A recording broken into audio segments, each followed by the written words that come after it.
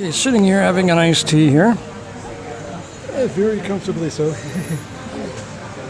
Yeah, I just like an hour ago spoke with a dentist here. It's the About Tooth Dental Clinic in Banglampoo, Bangkok, Thailand. And I went in there and the dentist was out in the front lobby just relaxing. He didn't have any clients at the time, so we had a good chat. It's always good to talk to an actual working dentist. They're usually out in the back, busy, but this guy was out in front, so we had a good long chat.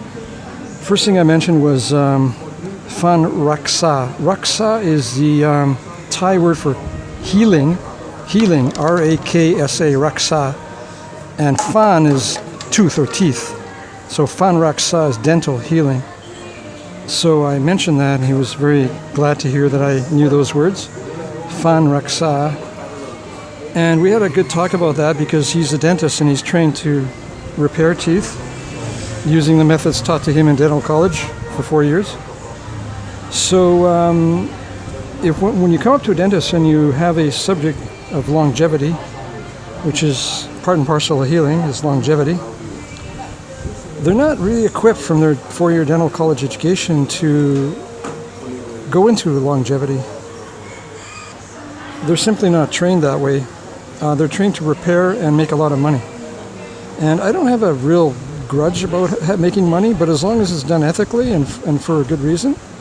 But when it's done just to make money for the sake of money and do a disservice to the client by making many invasive, complicated procedures that might not be necessary, I definitely object to that. That's where the objection comes in. And this is how most of dentistry works. They do a lot of expensive, complex procedures, many of which are not even necessary in the context of healing, because they bring in a ton of money. Implants bring in a huge ton of money. So do crowns and root canals. Root canals are incredibly non-healthy. With a root canal, what you've got is a diagram in dental school showing smooth, clean, straight walls of the inner tooth. Whereas in actual fact, the inner tooth is comprised of all porous capillary structures called microtubules, which are filled with little tiny channels of the fluid transport system that brings in nutrients from the body into the tooth chamber, into the pulp and the dentin to heal and rebuild the tooth from the inside, the fluid transport system. And so there's incredibly porous on the inside, but they don't do that in dental school. They show a smooth surface.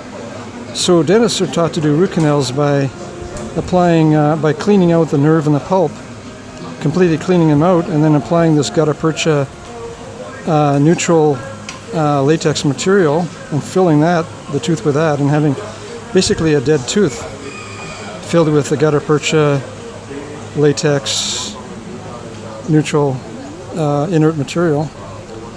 But these microtubules are there, and they become filled with anaerobic bacteria. Of course, you got little tiny pockets in there, empty pockets. They're going to be condominium complexes for eager bacteria, high-class condo projects, And these anaerobic bacteria can be very pathogenic, obviously. So root canals are very challenging for the body's immune system, because you're harboring all kinds of anaerobic bacteria inside this dead tooth. So to challenge dentists on that is a very challenging thing, because they're not equipped to deal with that. They're not equipped to discuss it. They're just trained that way, and that's the way they do it.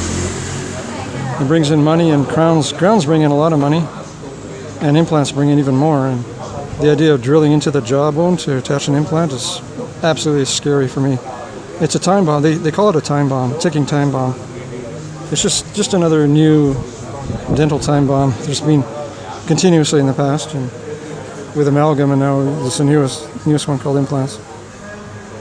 So to go to a dentist and talk about longevity, because healing is kind of the conduit to longevity. If you're healed, you have longevity. If you're totally healed, you have a great opportunity for longevity, obviously.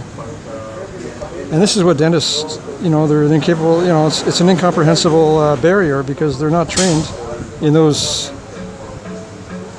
conditions at all. They're not trained with those subjects. So there was a talk today with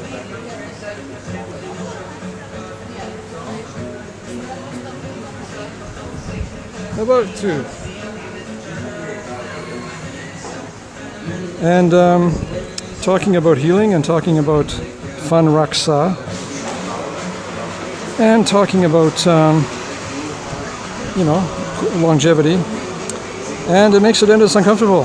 They squirm in their chair. They can't, they know there's something there. Obviously, they recognize reality. They recognize truth. But they're conditioned, and they're recognizing truth, and they're squirming because they can't.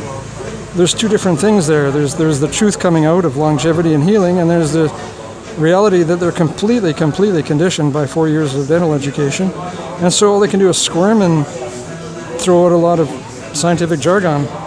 That's the amazing thing about human nature and human reality.